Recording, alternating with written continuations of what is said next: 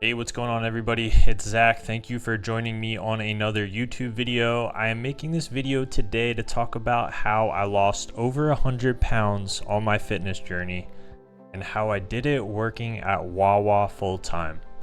Now, for those of you that maybe live in California or New York and you don't know what Wawa is, it is a multi-billion-dollar convenience store with some of the best tasting food that you can find. They have gas stations, and there's over 1,200 locations now. They have everything from quesadillas to burgers to chicken, french fries, pizzas, all kinds of stuff. And some of it is really good. So I'm going to make this video and talk about how I lost 100 pounds and maintained it while working in an industry that makes it extremely hard for people to stay in shape. Listen, the temptation of food is real. The food is there, it's in your face, and it's hard to avoid it, especially when it's discounted. I mean, times were hard, and to have something available that's basically free and discounted is really, really something. So that's why I'm making this video, guys. So I'm gonna jump into that real quick. Let's go through some of my slides here. I would like to show you. All right, so let's take a look at some of these slides, guys. So this picture right here was me when I was about 285 pounds. I think that was the heaviest I ever was. I was trying on suits for a wedding. You can see my Gucci flip-flops in the background here.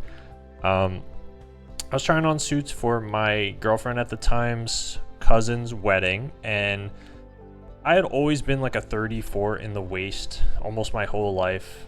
Always been pretty in shape in high school and stuff, played basketball and sports and all that. But in this picture, I was pretty heavy, and I couldn't believe that I did not fit in a size 38 pants, nor did I fit in a size 40 pants.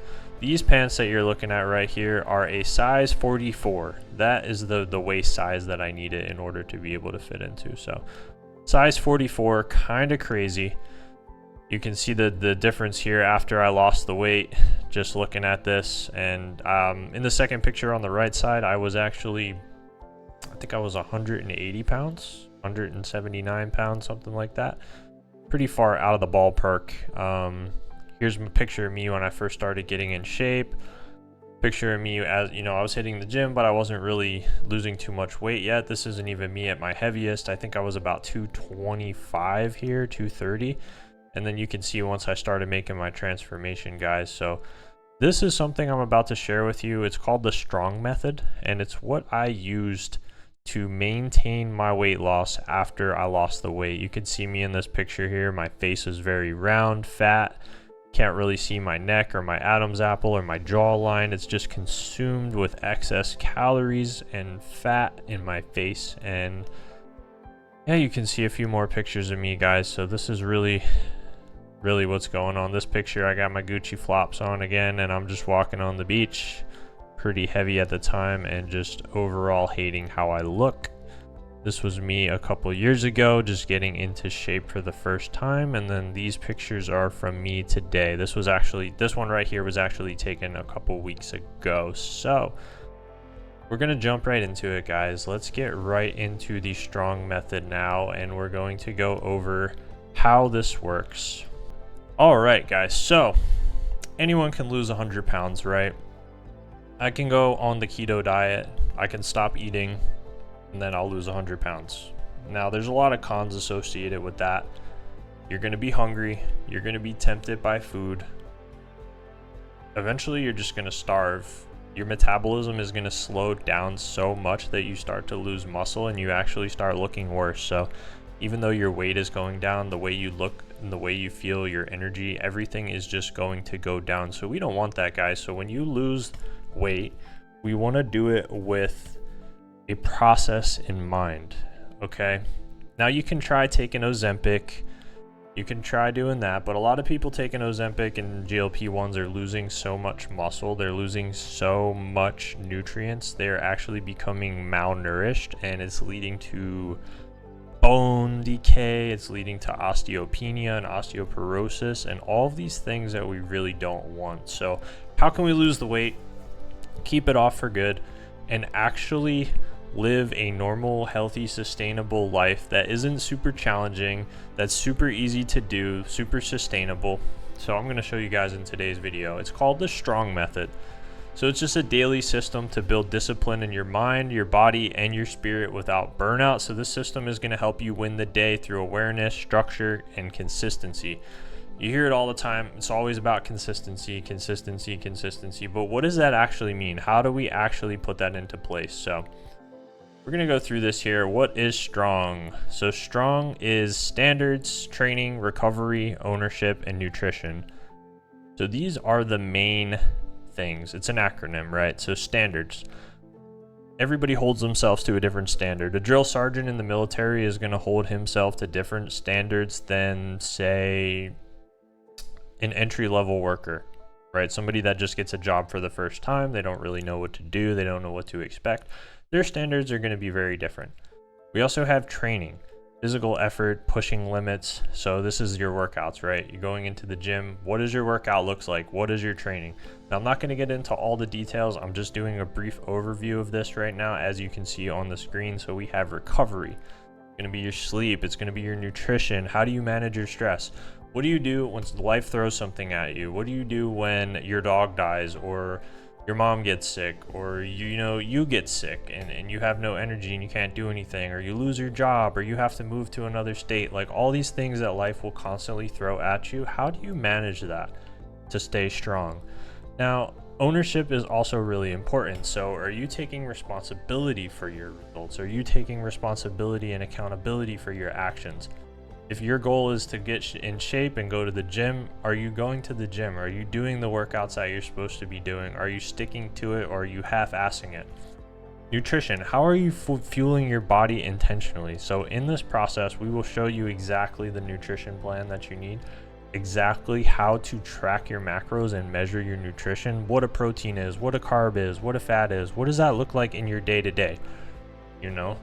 Most people think peanut butter is a protein source. In my opinion, and most 99% of people who know anything about nutrition's opinion, peanut butter is not a source of protein. Yes, it has 7 grams of protein per 2 tablespoons, but it is a huge source of fat, mostly a fat source. So we'll talk about the differences between that stuff all once we dive into the program here, just doing a brief overview of the process. And then we have a G. G stands for growth. So that's whether you are spiritual, atheist, religious, it doesn't matter. What are you doing with that relationship? Are you working on your relationship with God? Are you working on your relationship at home, with your family, with your fish, with your dog, with anything that's important to you in life? How are you fostering a connection in your community and with your loved ones? And this is all going to help you get strong. So the daily execution loop. So this is pretty simple. With the Strong Method, you're going to rate yourself for each letter between a 1 and a 10. A 1, let's use nutrition for an example. You have set out to eat 2,000 calories and 150 grams of protein, and you have your meal plan. And your goal is to follow the meal plan for a week. So today's Monday, and we're doing the meal plan. At night, we're going to go back and look, how did we do in nutrition? We're going to rate ourselves a 1 to 10. 1 is we had pizza and cookies and we totally blew our nutrition. We had like 7,000 calories. Or the other end of the spectrum, we didn't eat anything at all. We were busy all day. We had no water. We skipped all of our meals and we're literally just going to bed hungry and we don't even care. That would be like a 1 or a 0, right? A 10 might look like this. You hit every single one of your meals. You hit every single macronutrient. Your protein was good. Your meal timing was good. You stayed hydrated throughout the day.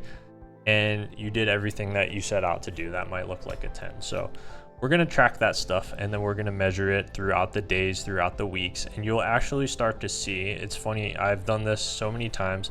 You'll start to see where you're slipping up at, like out of all of these things. Are you hitting the gym and your nutrition, but your recovery sucks?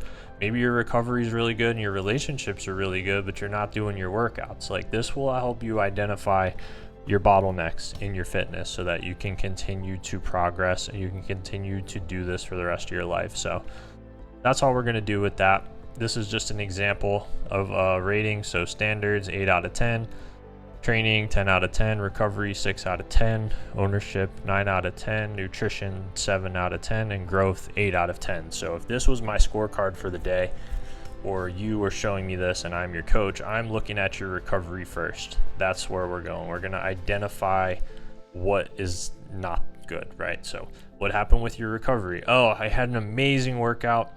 My nutrition was pretty good and I owned up to everything that I did, but I only got like 5 hours of sleep last night because, you know, my puppy got sick and she had to go in. This is a true story. She had to go into the ER and we found out that she had a cold, but we had to sit there for like 4 hours while they ran tests and diagnostics and all this stuff. So by the time I got into work the next day, I had to leave super early for work. I didn't really get that much sleep. My recovery sucks. Awesome, cool. Things happen. Life gets in the way. We move on from that. We don't dwell on it. It's not the end of the world. But the next night, we're going to try to prioritize that recovery. Maybe you have to do a modified workout. Maybe your next day is a gym day. I promise we're not going to go in and try to do a 10 out of 10 workout after a 6 out of 10 recovery day. Our goal is to get that recovery up. Minimum 1 point. If we can get it to an 8 or a 9, that's great. If we can get it to a 7, that's good too. We just want to get it up. We definitely don't want it to go worse, and we want to try not to keep it the same. So I hope that makes sense. If that makes sense so far, guys, and you're liking this, leave a comment below to let me know. I could always expand on each of these topics a little more as we go along, but just a brief overview of everything. So this is a nightly reflection. As you're doing your ratings, you're going to rate your strong goals, see where you're at. What did you do well? Where did you fall short? So wins and losses. What triggered it? Like I said, you know, my puppy got sick. I had to go in.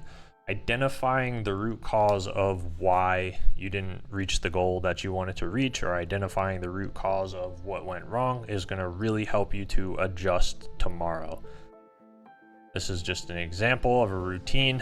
So morning, workout, work, meals, and this is just each pillar, how it plays into parts. So standards, I say I'm going to go to work at 6 a.m. That's what time I'm scheduled to go in. I'm going to get up. I'm going to eat my nutrition. I'm going to do my workout or whatever I need to do, and I'm going to get to work before or by 6 a.m. I'm not going to be late.